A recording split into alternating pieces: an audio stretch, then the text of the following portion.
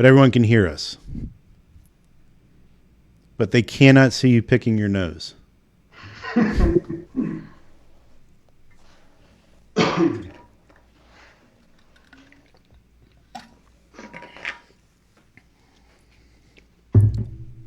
yeah, the closing rate in April was actually above 20% for internet leads. That's crazy. I know. Yeah, I can't wait to break that out. 21.75%.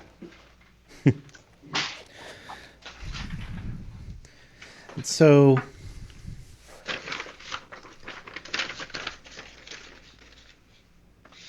yeah, it'd be interesting to look at the two states that I think it's safe to say that like Pennsylvania and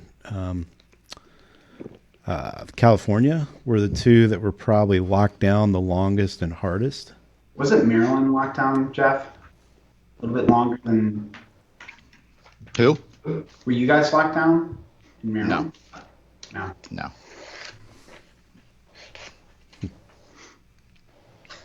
We had like maybe a couple of days where we've got sales. Data. We've got quite a bit of data in both states, actually, Alex, to answer that question. Just thinking about it.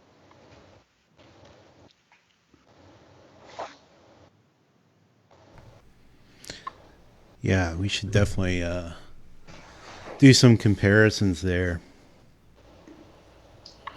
Well, we know the gross profit, has been gangbusters, right? Mm-hmm. To see the close rate, gross profit, all of that, it's shifted the priorities. And, we still see a lot of dealerships that, generally ignore internet leads more so than other categories. And I think that's like the consumer behavior has changed, and the tools in the dealership have also changed. I mean, the adoption rate of advanced tools this year versus prior years got to be, night and day. Right. So I don't know if it's, the tools, the consumer, or the dealership, but it's probably a combination of the three. But I would venture to guess that, not many people are aware that the internet leads are closing like phone ups right now, Because like what, 15% is what you would basically, 15, 20% on a phone up, all in, right? That's about right. 50% of them, 60% of them show, 50% of those buy. That's like what, 15, 20% probably? By the way, 10 seconds. Mm-hmm. But yeah. Yeah, if I start with 100. All right, 3, 2, 1. You love doing that countdown, don't you? Well, that's more for you guys because you can't see what's going on. So, hey, everybody. Hello. Yeah, you already listened to some of this discussion. That has absolutely nothing to do with Google at the moment. But we've got Jon Berna here. And actually, I just realized I got our names out of place. So let me do a little shuffle here. Let's make sure that Jeff is no longer Alex, and I am no longer Berna, and Berna is no longer Jeff. There we go. I'm not moving to Vermont. Especially right now, it's probably like in the beautiful southern Canada. What is it? What is the temperature right now? Actually, it's pretty beautiful here. It's slightly just past peak autumn and in the trees. So it was nothing but reds, yellows, and oranges everywhere, and that's pretty cool. You can't beat that on all the mountainsides and everywhere you look. And yesterday was 72. So the foliage. Just don't ask me about what it is today. Absolutely. All right, so there we go. So Jon Berna now has his name under the right head, and he's no stranger to Refresh Friday. Not Mr. Truth. Yeah, I think you've earned your gold or your green jacket now. Yeah, like I said, short notice, but I'm here. It's probably Wednesday, but ain't no problem. Well, it was some recent news, and it's definitely getting the community at DealerRefresh's attention. So, if you don't mind, John, like what has changed in the world of Google? Yeah, so on or around mid-August, Google announced that they were going to make a very significant change to the way in which targeting can be done for specific categories, specific industries. And because dealerships are indirect sellers of auto loans, they fall into the credit category and loan category, which can and has been subject to, in some cases, discrimination in terms of how certain people are targeted based on, the likelihood of their credit rating and things like that. And so that was the justification for removing zip code targeting, was to, avoid potential discrimination of consumers through targeting. But the consequences are, quite substantial for dealerships. So basically, in 3 days, 72 hours, zip code targeting is completely gone. And most dealerships by now should have their targeting changed, but that's probably not the case. So in some dealerships, in about 3 days, your ads are going to stop. And if your agency hasn't changed their targeting, or if you haven't changed it in-house, all of your ads are going to stop, basically, in 3 days. So that's the first big thing, I think, to call to attention is maybe you should, take a look at that because you probably want to keep your ads rolling. I mean, this is the equivalent of having your credit card, decline. Yeah. Your ads are going to all stop. And so anytime anyone's had their credit card stop working, and you know what chaos that creates, right? This is basically that kind of a chaos event. So I wonder how many vendors out there are communicating that with dealerships. So it's been interesting. I've been really paying attention to this because this is something that we care, and understand the consequences of what's happening pretty well, I think.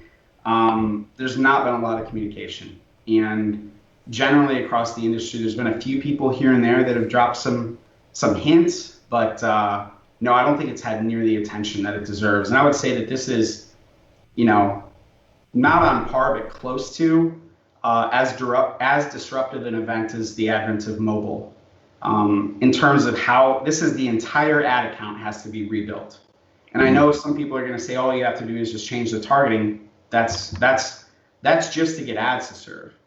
How about optimization? How about completely rebuilding the performance of the account?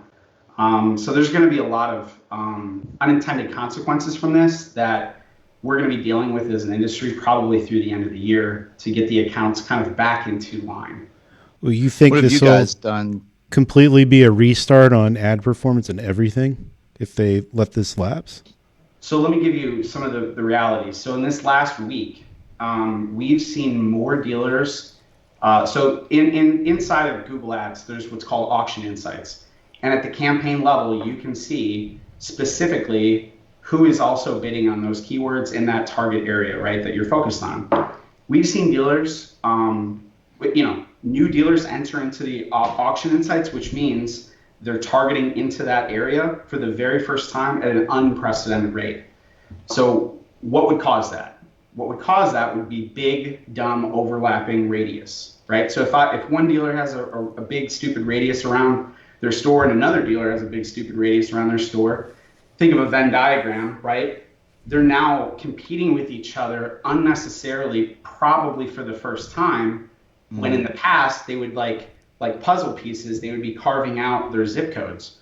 And so it's creating unnecessary competition. So just this week alone, we saw cost per click go up about 80 cents. And that came as a result of new competition that we've never seen before.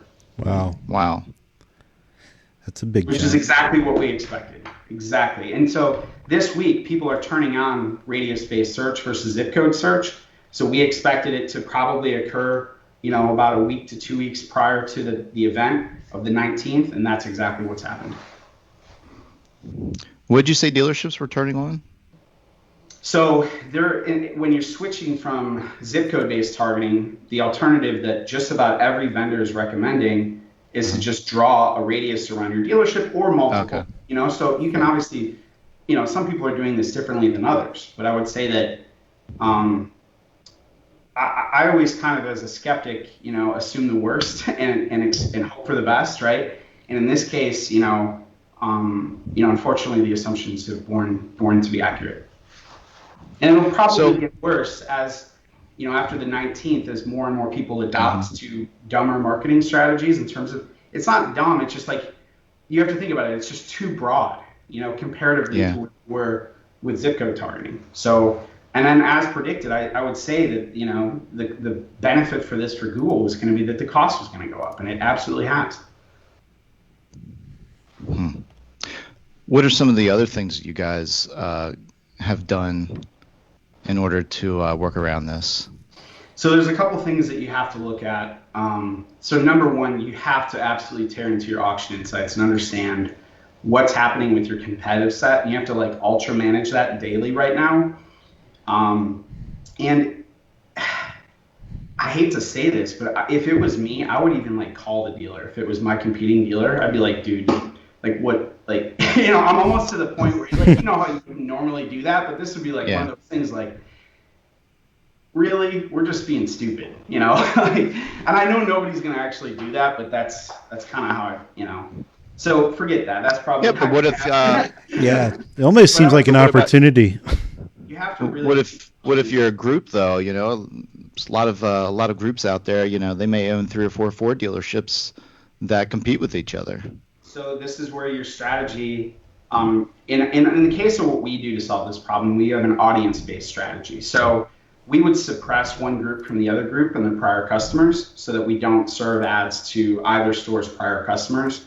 So if there's 2 Ford dealerships that are adjacent to each other, we suppress all the prior customers from either store from marketing from each other. So that's one of the things that we do to keep that extra competition set down. We do that with active leads, CRM leads, even in some cases remarketing audiences. So there's a bunch of different ways that you can suppress within a group, especially if you have the same company doing both stores. Obviously if they're 2 different stores, then that's probably not, 2 automotive marketing vendors aren't going to be able to coordinate and do that. By the way, I got to throw out one from Drew. Drew meant that is, he said that he has called his competition and it's turned into great conversations. So, but who doesn't want to talk to Drew? So the other thing that I would say is the distraction, right? So if every automotive marketing company has to focus on this, they're not focusing on creating good things that are separate from this. So these accounts take love, and you have to constantly be iterating and constantly be testing and constantly monitoring your metrics and making changes based on model changes, pricing changes, inventory level changes, which obviously are a huge challenge now. So if you're managing search and you're looking at inventory sizes and you're looking at the competitors and what their inventory is at, and you're trying to manage that, that's really the primary work that you should be doing. And people aren't going to be doing that. They're going to be trying to fix accounts. And so because the focus is on something that is kind of extra and unnecessary in my view, it's going to create a reduction in normal performance, as well as the reduction that's going to happen on the other side. Mm-hmm. Well, we got a question from Rick Buffkin. He's always got good questions, and we all know and talk to Rick off of Refresh Friday as well. But he wants to know, and this is pure speculation, which should be fun for us: is Google the primary beneficiary of this change? And what do we think, or what do you think was their reasoning for it? Well, it's obviously not dealers. So let's rule us out. And, companies that are providing this as a service, it's obviously not creating a benefit necessarily for. Dealerships is clearly going to create an increased cost. So, yeah, I think it does absolutely. It's absolutely fair to say that the unintended consequence, or intended, right, is an increase in CPC. If you increase the competition, Google wins. And that's just as simple as it gets, right? And so in an auction, if you're forcing people to bid with each other that don't normally bid against each other, right? It's like if you're bidding on a car and there's 10 bidders versus 2, what's going to happen to the price of the car?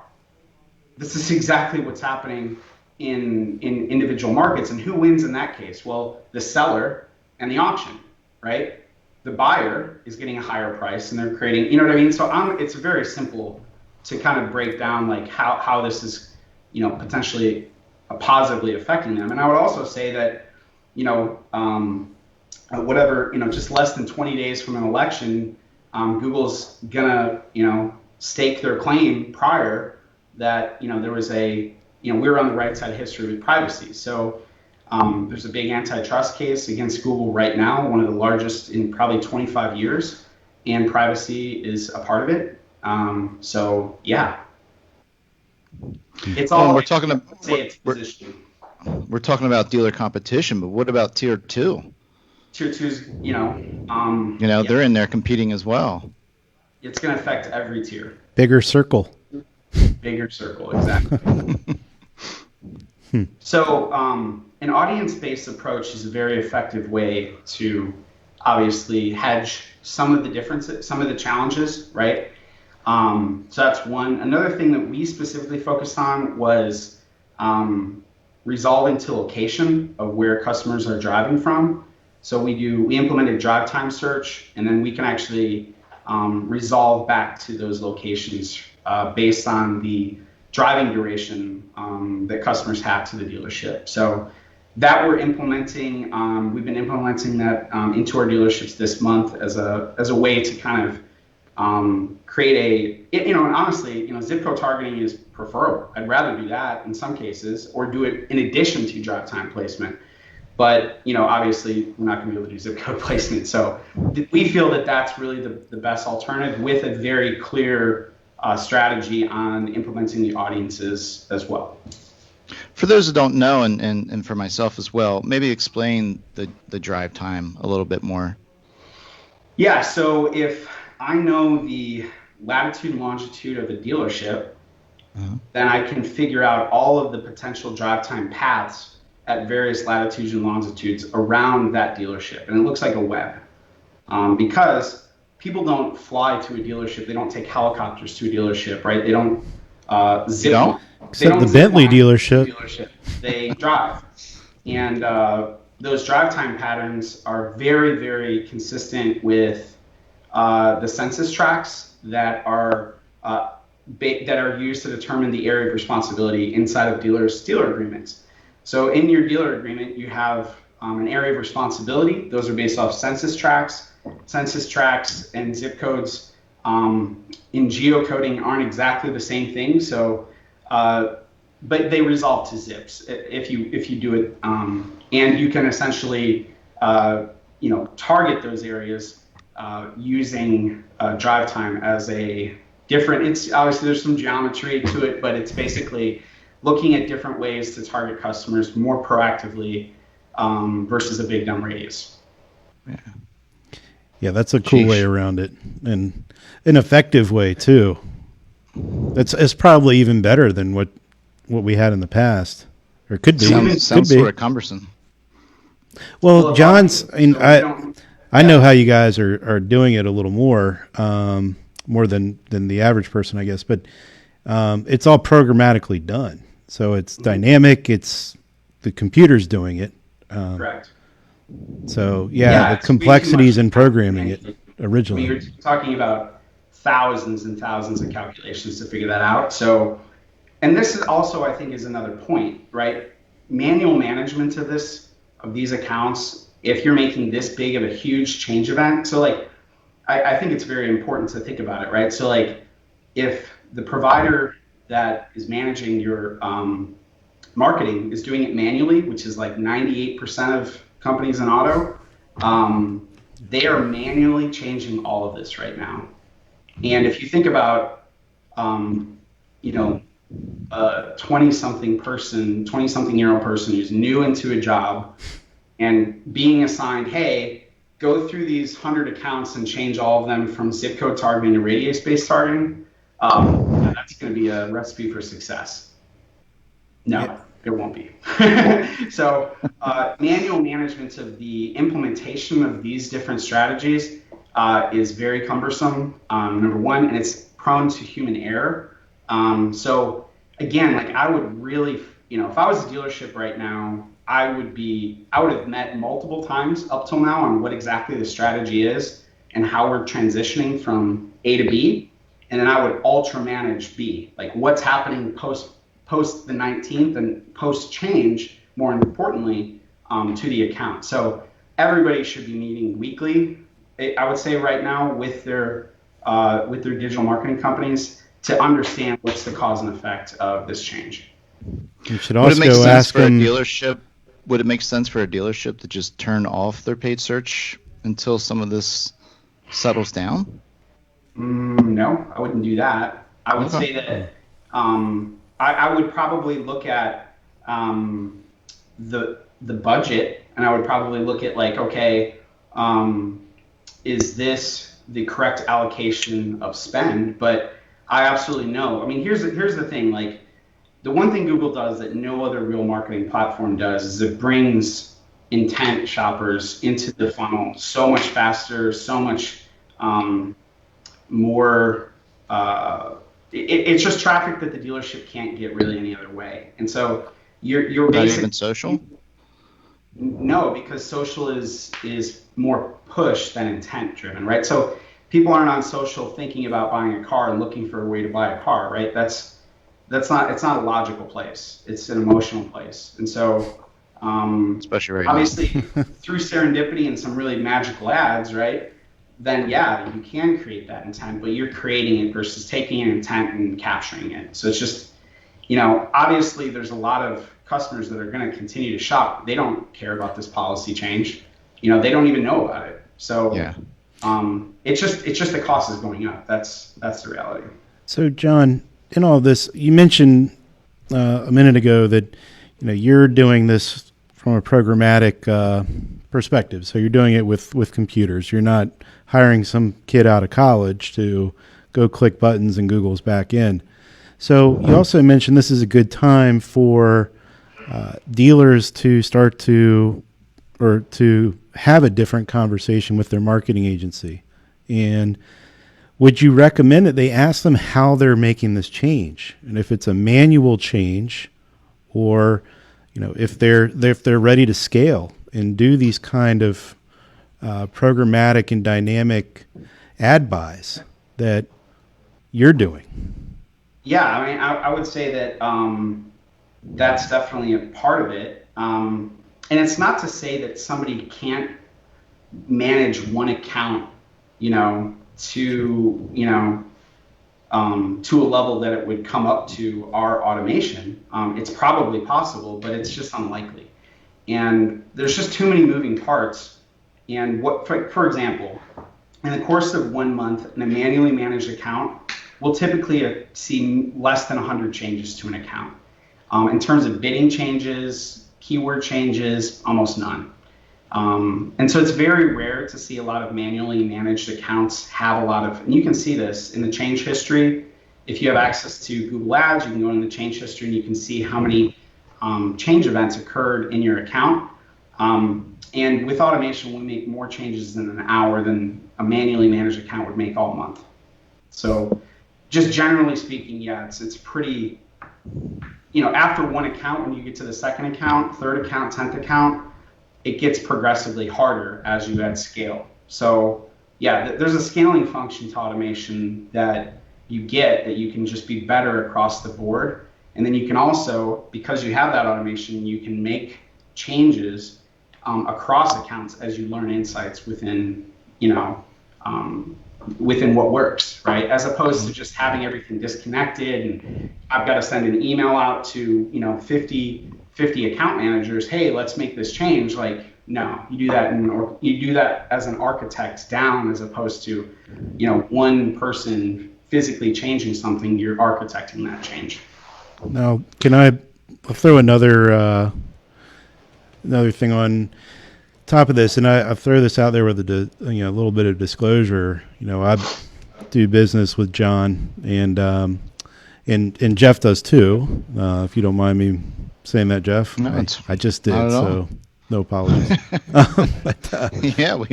So we're a bit more familiar with the way Driven Data does things. And there's one other component that that I think is worth mentioning to put a feather in your cap a little further is that the ads you're actually generating are based on, actual vehicles in stock, and you're able to make changes on the fly, like you said, up to the hour, maybe actually faster than that, based on what's in inventory. And then you're able to drop the customer who clicks on those ads onto the exact car with the exact offer, down to the penny of a payment that they can actually purchase the car for. Yeah, so we've integrated digital retailing into marketing, and we've been doing that since September of last year, I would say. So about a year under our belt. And it's a lot of hard work to make it work, as you know, Alex.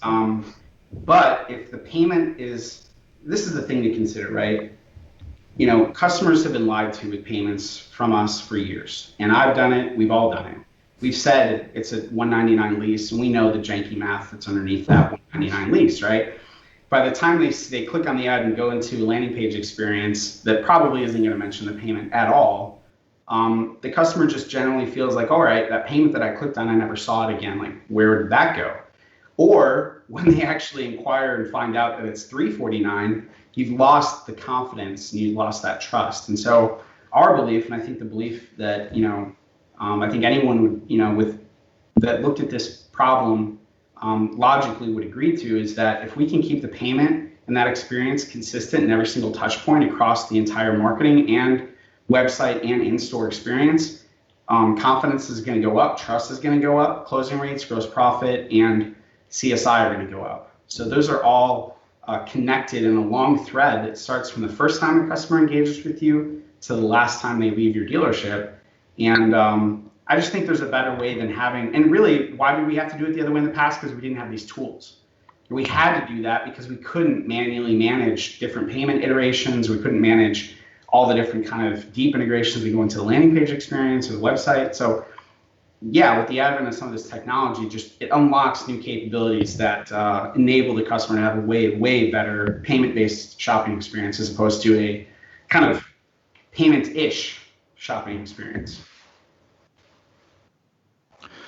Are there any other ad platforms that have made this change? So I've seen some with specials. So basically they calculate a special and publish the special, but it doesn't update. So it's just like a one-time deal. So we've seen some of that. And, we look at that as kind of like step one. Hey, you can dynamically push something into an ad. But now under the surface, you have to have that iteration. So prices changed, incentives change, residuals change. There's a lot of factors that are affecting that payment beyond the initial time that a special was created. So if you're not changing that progressively over the course of the month, you're missing out on a lot of opportunities to lower the payment, because more often than not, the payment's going to get better over the course of the month as incentives transition throughout the month. Mm-hmm. And so, what's cool about, like, in the case of us, and I think anyone that did it this way, is you're showing the best possible payment the entire time, as opposed to an initial payment that you're kind of stuck with.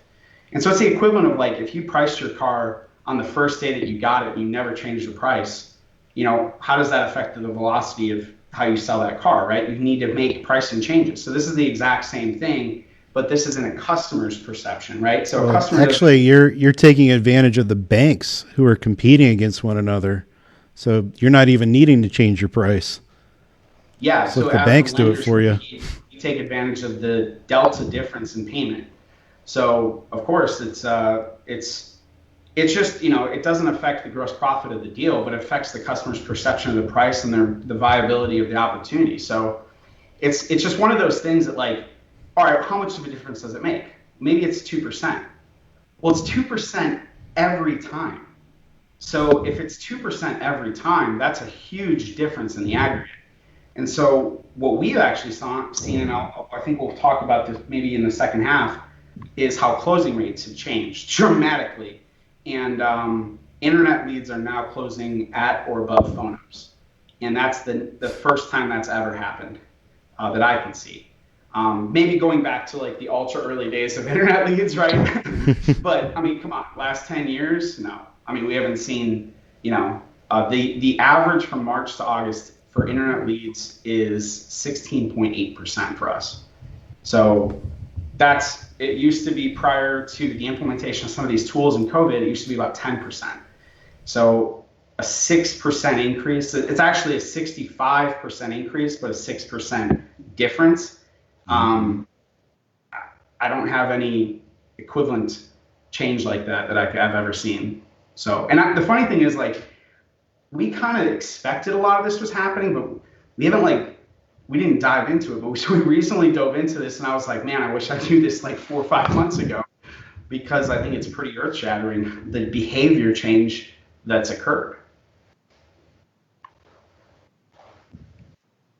Yeah, without a doubt. Actually, Drew Ament is, and there's a couple of comments to catch up on before we jump into the internet closing rate. But Drew is asking, how do the payments get better? Is it, and so this is a little foreign, because I think a lot of dealers typically just look at their captive lender, especially if they're new car stores, and don't really look at what else is out there, at least from the floor perspective. Their F&I departments are definitely looking at it. But when it comes to the sales manager and what's being quoted to the consumer up front, they're not paying much attention outside of a floor rate or something along those lines. And then leases, being able to show those to the consumer and build those out quickly, that's a whole other ballgame. But to answer your question directly, Drew, when you're dealing with multiple lenders and you're able to show the best payment forward, other lenders outside of the captive change their rates and residuals, usually up and through about midway through the month, even into the 20th of the month. Usually by about the 20th, they sort of even out. So, we've seen it at my company, at Frickin' Tech, where Ally and US Bank in particular are very aggressive, and they're extremely aggressive on domestics. So we'll see Chrysler all the time, where Chrysler comes out at the beginning of the month with a set rate. They don't change it throughout the rest of the month, and then Ally comes in and beats it. And then a few days later, US Bank comes behind them and beats them. And then Ally retaliates. And then US Bank retaliates. And they go through this little bit of a war for the first 2 to 3 weeks of the month. And then somebody just says, okay, you're good. Ally, you got all the Chryslers this month. We'll take the Fords. And that's what it looks like. So this is happening on all brands, because most captives don't change their rates after the first of the month. Yeah, and the other thing to consider is, if you were going to do that manually, right, here's how you would have to do it. So let's say a finance manager gets a call from a bank and says, good news, residuals went from X to Y, or program changes, flats change, whatever. There's a program change. They then have to figure out, okay, what does this mean? How do we, what does this mean for us at the model level? Then they would have to give that to the sales manager, and then the sales manager would say, okay, now let's figure out how we're gonna, change maybe some of our specials. Let me call the internet manager. Internet manager comes over, hey, good news, residuals changed on, Ally. So let's change all of our payments. Then the internet manager goes onto their ads, changes all the payments. And then the finance manager 5 minutes later says, hey, sorry, Chase, you know what I mean? Like, it's just not realistic. And unfortunately, like, that's where we're at, and that's why the ads, that don't do this are unfortunately just, going to fall off. Yeah, that's great. So before we leave the topic of Google, and we should probably mention, some of the changes Facebook's made this year as well. But before we do that, we've got another one from Rick Buffkin. So let me throw it up on the screen. He is asking, do you think that more or most businesses who were doing local search were the main ones doing zip code targeting? Or is this maybe a way for Google to raise cost per click to help with their Google My Business costs?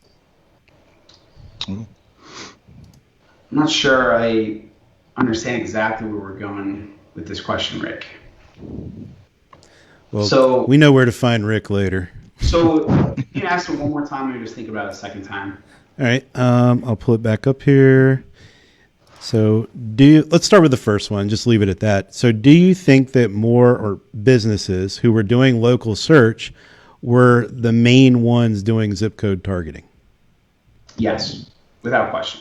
Okay. I would say that zip code targeting would be an account 90% of the time. Or should be. If it wasn't, then, bro, what are you doing? Like, you should have done it if you weren't. So, yeah, I would say it should be the majority. Oh, yeah. Also, a couple of shout outs to folks who are commenting today. Of course, Drew, Christine, hey, Rick, obviously, Tyler.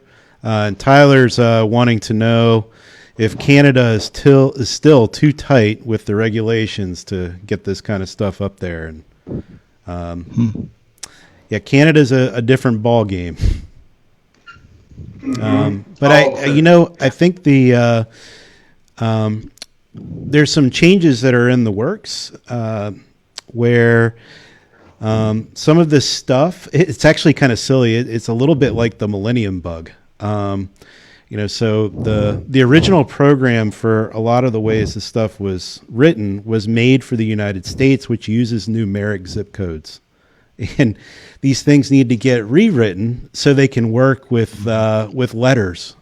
And then once that's in place, hey, Canada, we'll come say hi. I thought about that. Yeah, well, basically there's a, within the database, they have to make specific field level changes to do that. And so that's at like the deepest, darkest center of the onion, right?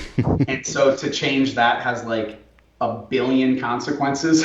So it's like, hey, replace your spine, that's going to hurt. Yeah. So yeah, I can absolutely see how a data type change like that would be very, very challenging for them to change.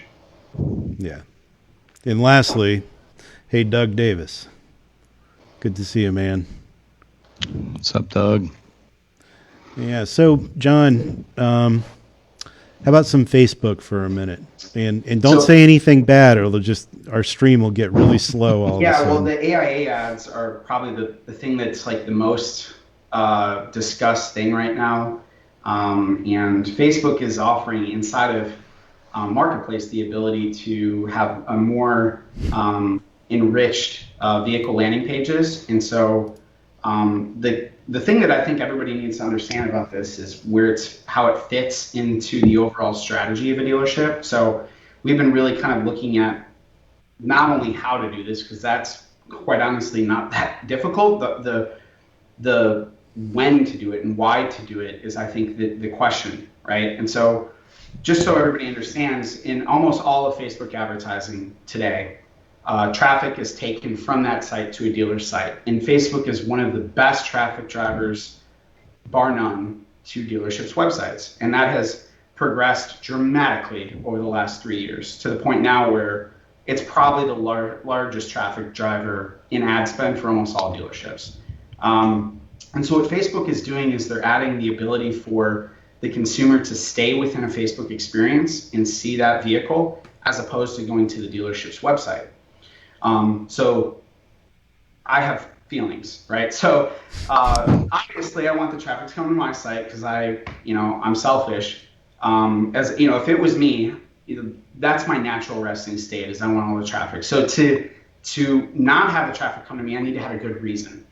And so the reason is there's a loss in transmission, right? So as the consumer goes from a Facebook-based experience to a dealership website experience, websites are getting weird. Like, I don't know if you guys have noticed, but this year there's more widgets, tools, pop-ups. I mean, the amount of JavaScript and plugins and pixels on dealership sites are just, right? It's a bit much. I've seen more actions on VDP. I think there was one in particular, we saw 15 CTAs on a VDP. Jesus. But I think there was like three of them were doubled. So there were 6 CTAs that were doing the same thing. Well, you increase your chance of conversion that way, John. Yeah, like, I mean, they're going to randomly click on one of them, I was just trying to scroll, and I filled this form out. I would just say there's like this, the percentage of just abuse on the widgetness of sites is a problem. Pages are taking way too long to load all this JavaScript, and so if I'm a website provider and I'm implementing enhanced conversion tools on that site, I need to load my site first, right? All of the attributes, all the elements of the site first, and so if you go into the console in the developer tools in Chrome, you can actually go to the network settings and the network timing, I think is what it is, and you can see how the page load cascades. And what you're going to find is that there's a ton of things that just take forever to render on your site. And so if a customer clicks on an ad, goes to your site, and then there's this like weird kind of like things just start to appear, vibe, it's a bad experience. And so the site speeds are a function of how bloated they are with all this stuff.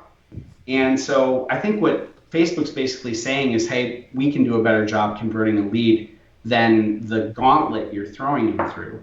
And so for dealerships that have less than ideal websites, I think it's a good option.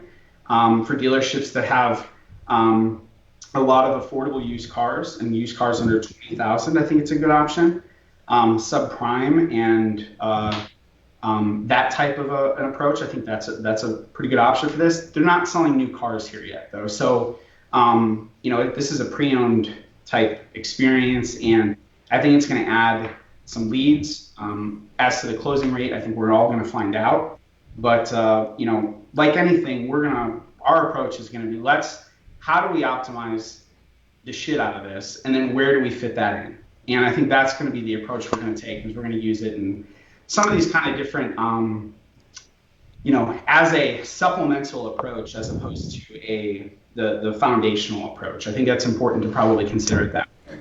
Is that an option for dealerships, or is that mandatory? Yeah, no, it's totally. It is an option. And I would assume that Facebook's going to continue to add features and make this better, and but they need adoption. I mean, and I think where is it moving to? Hopefully to the point where they can actually put new vehicles on here as well.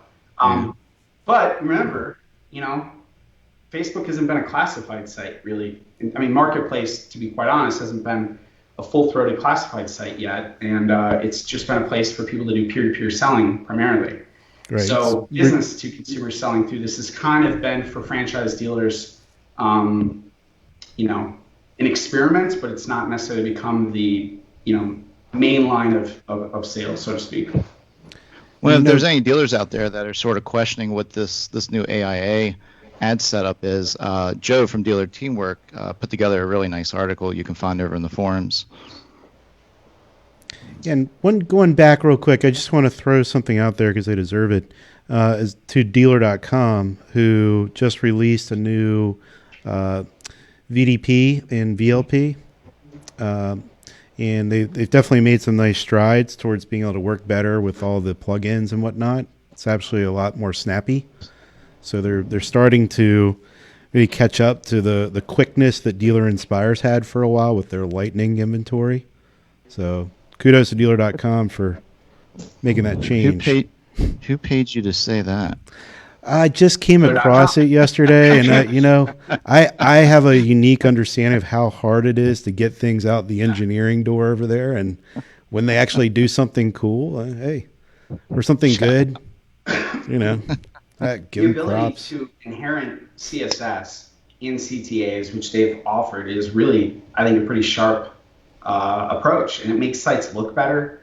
And so I think that's a good starting place for website providers to look at is, hey, these enhanced tools are not going away, so let's make them look better and let's make the site perform better around them. And so I think there's definitely a big opportunity for website providers and, call it sales enablement, enrichment, website enrichment tools, widgets, whatever you want to call them. There's been a lot of fighting between these two groups, right? So if I'm a website provider, keep that away. If I'm one of those companies that want it on. So I think this is really a good first step to probably provide a path to make those a little bit nicer looking. So, yeah, good on that. So, I know you are crazy excited about your closing ratios and some realizations you've had recently looking through the data. Yeah, so this is like, I'll be brutally honest, like we kind of forgot that we could measure response time. So we knew we could, but then like we were doing a whole bunch of other stuff for a long time, and I think somebody at here actually was challenging me specifically, like, why, can we do this? Is it in there? And I was like, well, let me see. So I go back in, and I'm like, oh my gosh, we have all this forever, and it's like accurate. I was like, okay, let's take a look at it. And so over the last couple of weeks, we've been, trying to understand more about what's happening. And, obviously when you look at one dealership, you're going to get a story. But when you look at a lot of this information, the story just gets a lot more clear. And so we looked at about maybe 700,000 leads to try to understand like what's happening. And we started the analysis from, basically January of 2019 all the way through August. I didn't include September and October because closing rate and response time are in flight still, and so you don't have as accurate of numbers in the near term as you do in a prior period. So anytime you're looking at something like this in the current month, it's variable because it's still occurring, right? So your closing rate over time, as you look at data in the past, your closing rate goes up, right? In the near term, it'll be lower, and then just like at the beginning of the month, your closing rate kind of starts low and then it builds up, right?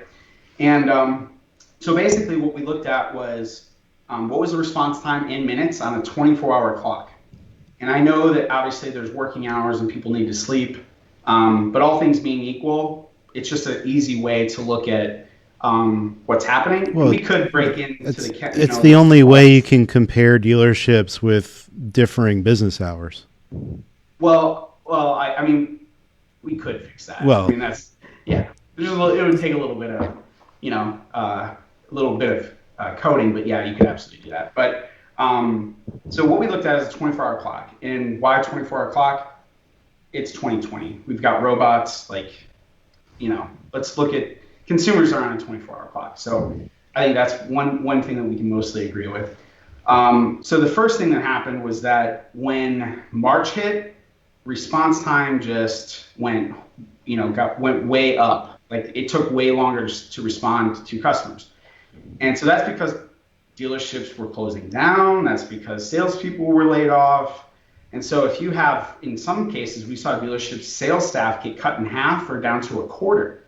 Well, if you have, roughly the same or even a decreased number of leads, but nobody there, right? Obviously response time is going to falter, and it absolutely did. So response time went from an average of about 210 minutes to about 270 between March and April. So an additional hour average. By the way, you might have to say over and over again, this is on a 24-hour clock. 24-hour clock.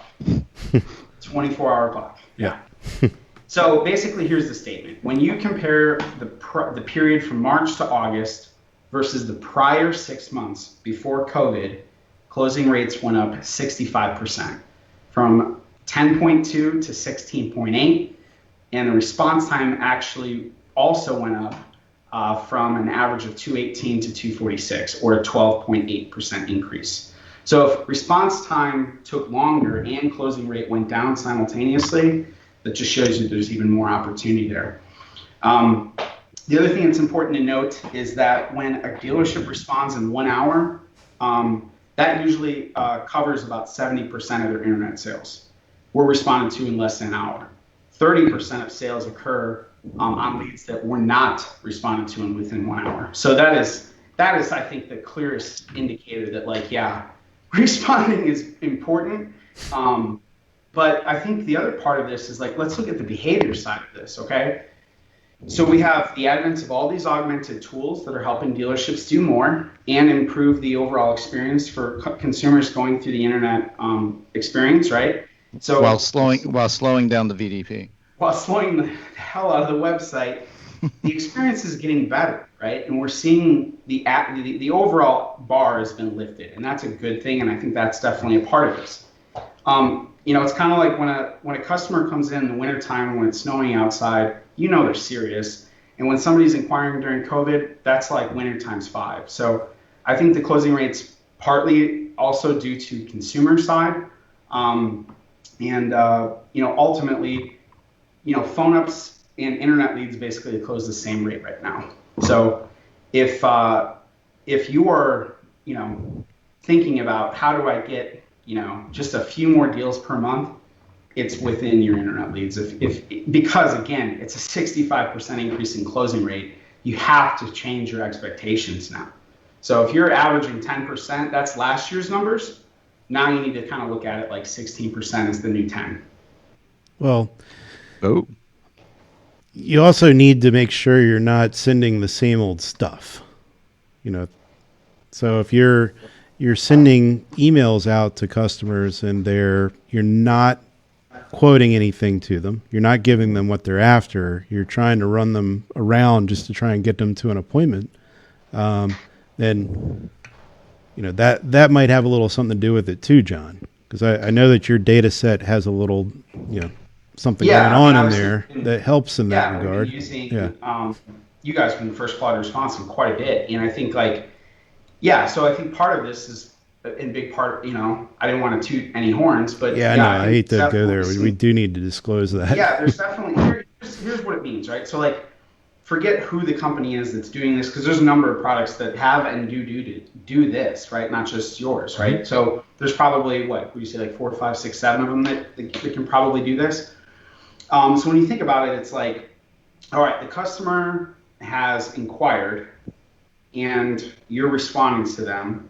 Your whole goal in the response is to earn the privilege to talk to them. That's it. And how do you make that more, probable? How do you make that more likely? It's giving them something that they haven't seen, or something that truly shows that their time in this conversation won't be wasted.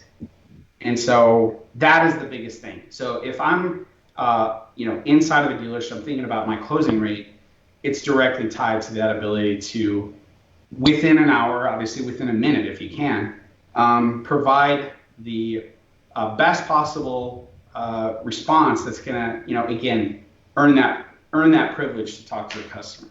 And if you do that more consistently than not, your closing rate's going to go up. So. Yep. Makes sense. Stupid simple, actually.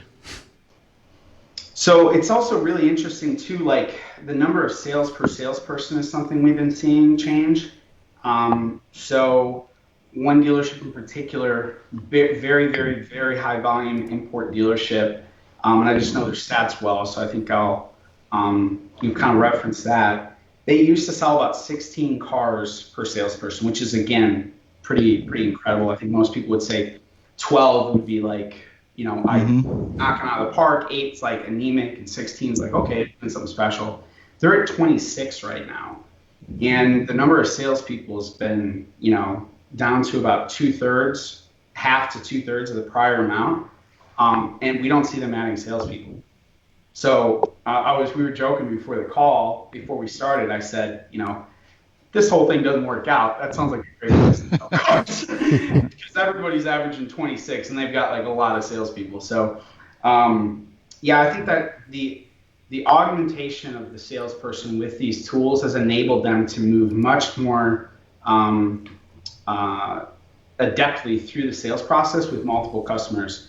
And I think that's definitely what we expected to see. So back in March, it was hey, this is going to lead to an entirely new augmentation of the salesperson, and it's going to hopefully increase their efficiency.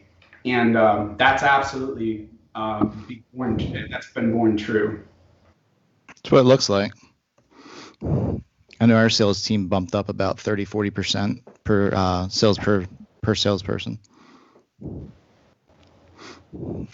And we also saw the same thing with our closing ratio.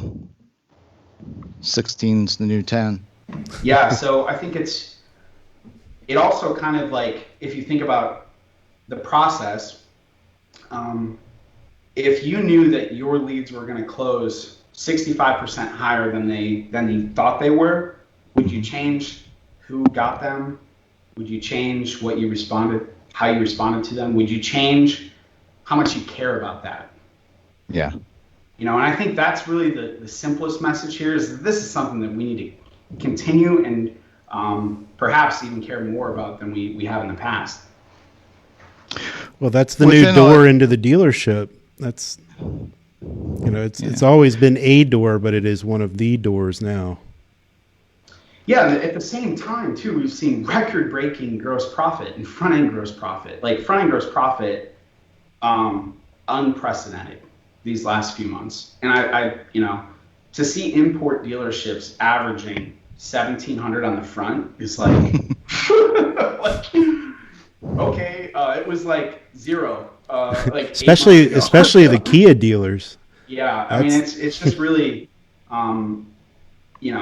obviously not normal, but all of that is part of this like overall equation that I think it's never been more important, I think, today to understand the true measurements of what's happening in your dealership and to change I think you have to be open-minded to the status quo not being the status quo and being open to raising your expectations on what's possible. I think, if again, I thought 10% was good and I just found out today 16% is the new normal, maybe I've got some soul searching to do. Like, okay, somebody else is getting it, but I'm not. So why? And that's the average across a lot of leads. So bear in mind, there are dealerships that are doing 25, 30% too.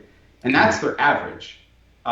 So there's also dealerships that are obviously averaging way less. So, but across this much, the midpoint being 16.8, that's pretty incredible. Yeah, it's strong. Mm-hmm. John, with everything that you do track, and earlier you were referencing, making sure that obviously you contact the customer within that 1 hour, but say something different. Do you guys track how customers are responding for that first email out, and any pointers around that? Yeah, so we look at the contact rate. So contact is really based on one of two things occurring. So if a showroom visit occurs, there's already contact. So you don't need, contact rates are relevant for showroom visits. But for phone ups and internet leads, the criteria is basically did we talk to the customer or did they respond to an email? And so we look at those two things as the logic for determining when the customer is contacted. And so, I would say that one of the things that we see a lot of is with digital retailing in particular, and with any kind of like squeeze page that occurs on the dealership. Let me just kind of again reiterate what a squeeze page is. The squeeze page requires the customer to put in PII, their personal information, their email address, their name to get something. When that is the first step in a DR process or anything like that, we usually see about 30 to 40% of the aggregate leads don't get contacted at all if you implement squeezing to that extent. And so how do you manage those leads? You have to, obviously these are, you don't know, so you don't know where the wheat and chaff is in that analysis necessarily at the lead level. But you have to consider that your lead count is a function of your squeeziness. So the squeezier you get, the higher your leads, but the lower your contact rate. And so there's a Goldilocks zone somewhere in there. And there's also, I think, some level setting on, are we trying to chase leads or sales in this? And if we look about the total throughput, that's the way to look at it, not just one lead or not just one appointment, but what's the overall throughput? And so by the way, I can tell you what the Goldilocks zone is. If you're ultra focused on leads, you're missing the point. You have to look at the throughput. Yep, no doubt. By the way, what were you saying, Alex? On that Goldilocks zone for the number of squeezes, let me take a step back. If the tool that you're using has the ability to allow the consumer to take steps or make clicks into that tool, and you can adjust that, then that's where you have you can play with how much squeeze you want to put on them. That's what John's speaking to. So And that's how most of your digital retailing services are set up. A lot of them will, they'll put the squeeze right on the front page. Map pricing, they do it. There's squeeze right up front. And then you've got other digital retailing solutions that wait till the customer has gone all the way down the tunnel and then they put the squeeze on. I always wonder what the abandonment rate is at that point, but maybe we'll find out one day. But there are other tools where you can adjust it. And when you adjust it, we're finding, because we do allow those adjustments, that it's somewhere between 3 and 7 clicks. And 4 to 5 seem to be pretty good for a lot of dealers. It's different whether you're a luxury store or a Kia store. On the luxury side, people are less. They'll abandon faster when you squeeze them. When you squeeze them sooner, whereas like a Kia store, for example, you can squeeze them right away. Give it all up. They do it. They like a squeeze. So Kia likes a full squeeze. Yeah. Squeeze sometimes, right? Yeah. No. Yeah, I can attest to that. Yeah. Do you do any squeeze, Jeff? Man, it's I forget where we've got it set at. I think it's close to 6. Okay. 6 or 7 or something like that. That's letting the consumer. But I've had the squeeze in the very front, using multiple different DR products, and it fails. I mean, fails miserably if I squeeze right away. Yeah, I know BMW people really they hate those lead forms in their face. They can't stand it. Yeah, Mercedes is pretty much the same. Yeah. Yeah. Yeah, it's just like, why put a stop sign in front of your customers? Like, I think you have to. When I think about what you're trying to create is a scenario where the customer sees that there's light at the end of the tunnel, and it should be pretty bright. And so basically, if you do a full squeeze or you give full openness, those probably have some inefficiencies in there. But in the middle, that's where you can get the best of both sides. More quantity and more quality. That's in the middle. And so really, it's just a matter of dialing. Squeeze, if you squeeze up, quantity is going to go up, quality is going to go down. You squeeze down, quality is going to go up, quantity is going to go down. So my focus for years has always been, I want the customer to have the best possible experience on our website, or at least within, that environment, the VDP, SRP. I want them to have an easy experience, because the easier it is, in my theory is, the better the experience, the more likely that they'll come in. So I years ago, I steered away from going after the actual lead. Let's just give the customer the information they're looking for. Let's make it a great experience. Let's merchandise, as much as we can. And, because I know, a huge percentage of those customers will come into the dealership. And, that's been the case for quite some time, ever since making those changes. Have you ever considered squeezing based on zip code and more of a radius, like within an hour distance of the dealership, and versus someone that's closer? You're not going to squeeze them as hard if they're closer? I think it requires a little bit of technique, but yeah, I absolutely think that makes a ton of sense. And I think your overall marketing strategy should be PMA based, right? So when I look at my primary market area versus my non-primary market area, you should have an A or B strategy, right? And so if I'm outside, I am willing to pay more to get sales from outside of my PMA, but how much more?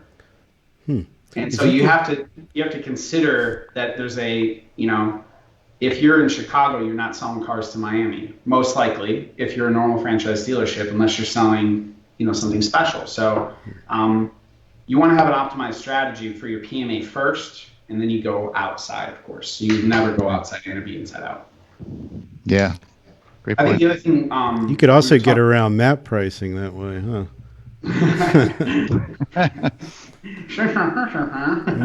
Yeah.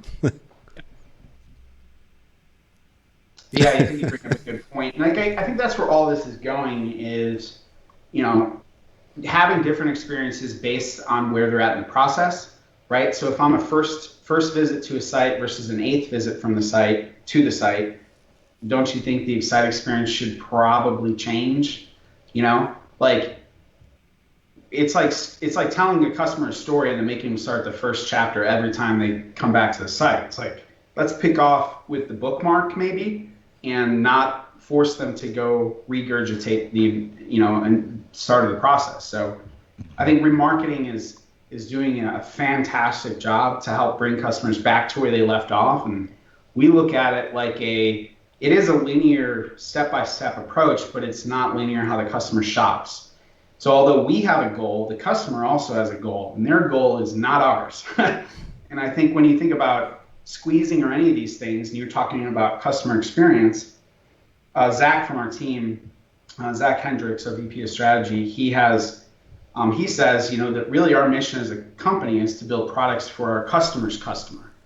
And that is the consumer shopping through the marketing experience, through the dealership. And when you think about that, the customer's experience is more important than the guardrails that we care about. Like, we have to focus on their side of the equation and then optimize for ours, as opposed to the other way around. So back to what you said, Jeff, that is like 100% in line with, I think, a philosophy that is going to lead to more customers having closing rates like 16 to 20% versus 10. Yeah. No doubt. Yeah, so there's been a lot uncovered and unpacked today. Thanks for great information, John. Yeah, just recap. Let me just throw a quick recap out there, and let's see if I get this right. You throw a quick recap, Alex. I will. That's a good idea, Jeff. So going back to Google for a minute, there are ways to get around the zip code changes, and John's got a neat one where they're using latitude and longitudes and drive time. There may be some others. If you have an ad agency, this is a good time to talk to them about this change, and then to ask them how they are configuring things. Are they doing it from a manual basis? How often are they changing stuff? And how up to date are they with your inventory and payments? What payments are they showing, and all that kind of stuff. Yes, and Alan Crutch too. Yes, a recap for you, buddy. So also, I think another giant takeaway is that John has uncovered that dealers that are sending out a very quality response to their customers, giving them what they want, and responding in an adequate amount of time to meet their expectations is resulting in a much higher closing ratio, almost doubling it, and putting internet lead closing ratios on par with phone up closing ratios. And I think we'll be talking a lot more about that. Was that 70-30? So it went from 10% to 16%. Mm-hmm. Yeah, so the before and after, so just to reiterate, so from March through August, the closing rate was 16.8%. In the prior 6 months, so just looking at February backwards, that was 10.2. Yeah, so 17%. Yeah, so almost 17%, you're right. That's a 65% increase in the 6 months prior to the 6 months that we've seen now. But you also mentioned that 70% of the leads that do close are contacted within 1 hour. 30%. It varies, but from month to month it varies between 65 to 70%. But yeah, it's about 70%. So, I mean, that just clearly says, let's do that all the time. Yep. Yeah. Well, there you go. There's a recap for you, and another good Refresh Friday. Thanks, John. Absolutely. Yeah, thank you, John. Take care, everybody. You got it. Stay warm up there, Alex. Get your winter coats. Yep. Raincoats too today. See you, gentlemen.